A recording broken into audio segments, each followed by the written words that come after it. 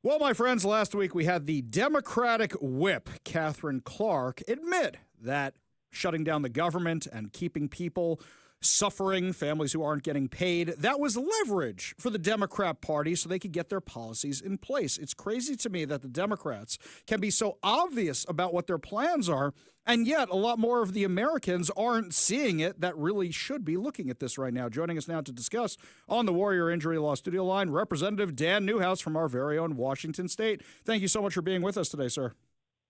Absolutely. Ari, always a pleasure. We love having you on the show.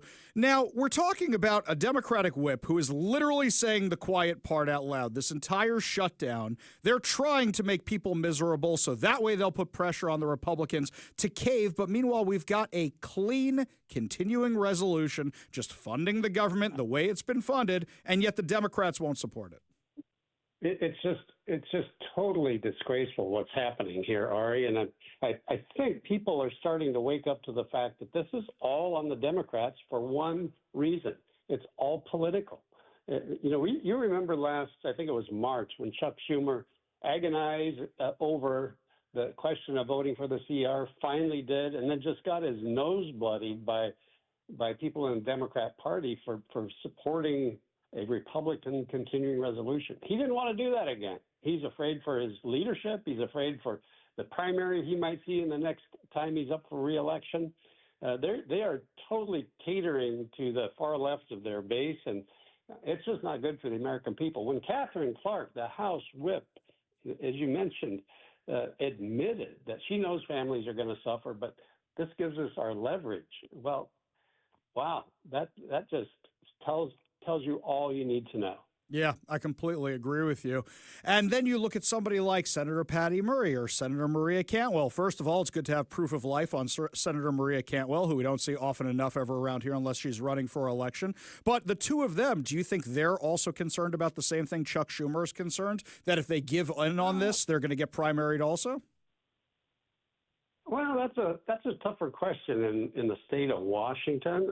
They've always been pretty strong in their reelection efforts, as you know. I'm not sure what Senator Murray's plans are at the next time she's up, but they are certainly part of they're architects of this plan. Certainly, Senator Murray has been. She's been a very strong spokesperson for the Democrats on this issue. It's very frustrating to me. I think they voted 12 times now against the CR, against opening the government. Yeah, they voted against paying the troops, and then what do? Immediately after the vote, they go out and complain about the government being closed and the fact that the troops aren't being paid. So it's just really a frustrating thing. I'm not sure what their goal is here. Senator Thune, a couple of weeks ago, offered them the opportunity to have the debate and the vote on those things that they're trying to push forward. And Leader Schumer said, no, that's not enough. We want this outcome to be determined before we give in. It's like, come on, that's not the democratic process. We have a system here that we utilize, and we can't decide these things in smoke-filled rooms that expect 535 people to accept it. Yeah, it's absolutely crazy.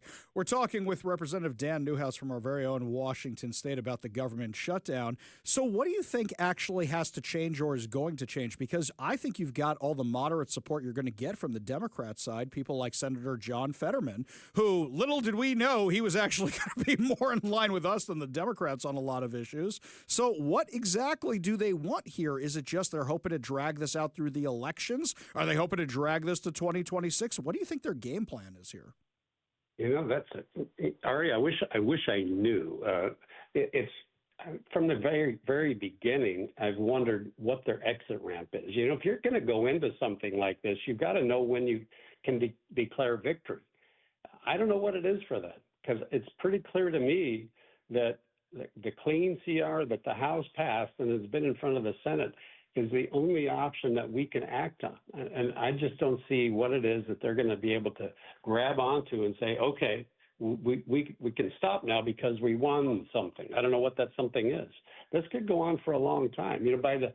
By next weekend, the November 1st, a week and a half, the SNAP program runs out of money. 42 million people in the United States depend on that. Almost a million people in the state of Washington. And without those funds, those folks are going to go without many of the food products that they've been dependent on for a long time.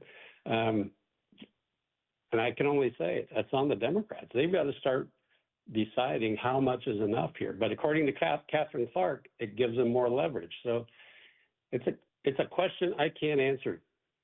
When are we going to stop?